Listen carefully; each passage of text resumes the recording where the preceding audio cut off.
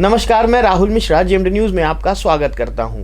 ये अंदर की बात है, हमारा खास कार्यक्रम जिसका उद्देश्य परत दर परत आपको खबरें पेश करना और उस खबरों से निकला हुआ निचोड़ आपके सामने रखना। लगातार 50 दिन से अनवरत चलता आ रहा इस ठिठुरती ठंड में किसान आंदोलन अपने आप में चरम पर है।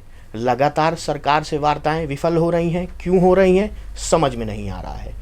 तो वहीं दूसरी ओर मैं राहुल मिश्रा आपको याद दिलाऊंगा जेएमडी के इस मंच से कि किस तरीके से 1965 के भारत और पाकिस्तान के युद्ध के सामने तब तत्कालीन प्रधानमंत्री लाल बहादुर शास्त्री जी ने एक नारा दिया था। वो नारा क्या था? जय जवान जय किसान।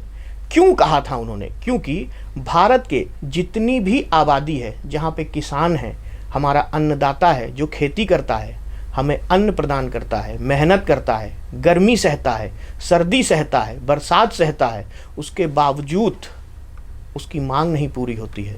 उसके बावजूद वो अपनी संतान को देश की सेना के लिए तैयार करता है। जी हाँ, अगर आप 10 रुपये का RTI भी लगाएंगे तो मुझे लगता है इसका निर्णय आएगा कि 50 से 70% किसान ऐसा है जिसकी संतान देश की सेना पे कंधे से कंधा मिला करके छाती पे गोली खाने के लिए खड़ी है सीमाओं पर। और आज वो किसान पानी की बौछार सह रहा है। आज वो किसान MSP की लड़ाई लड़ रहा है। आज वो किसान प्राइवेटाइजेशन के लिए लड़ाई लड़ रहा है। मामला यहीं रुका नहीं। मामला 50 दिन बीत जाने के बाद न्यायालय चला गया।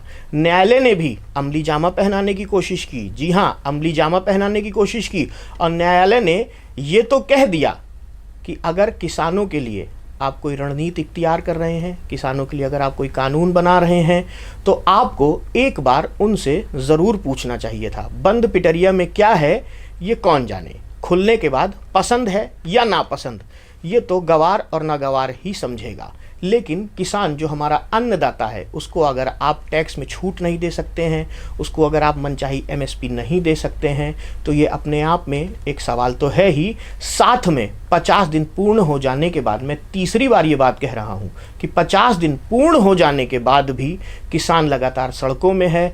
आगामी 19 तारीख में बड़ा आंदोलन करने के लिए तैयार है। आगामी 26 जनवरी जो हमारे मस्तक पे अशोक की लाट लगती है, जो हम सुबह से शाम टैक्स चुकाते हैं, चाहे सुबह का दंत मंजन हो, चाहे रात का दूध हो या सुबह की बेड टी हो, हम सब में कर चुकाते हैं। ऐसे में अगर हमारा ही किसान परेशान है, 26 जनवरी जैसी ख़ास तारीख को अगर वो आंदोलन करना चाह रहा है, तो ये अपने आप में भारत माता पे बदनुबा दाग है। जैसे चांद है दाग है, वैसे कहीं ना कहीं ऐसा ना हो कि भारत में ये दाग लग जाए।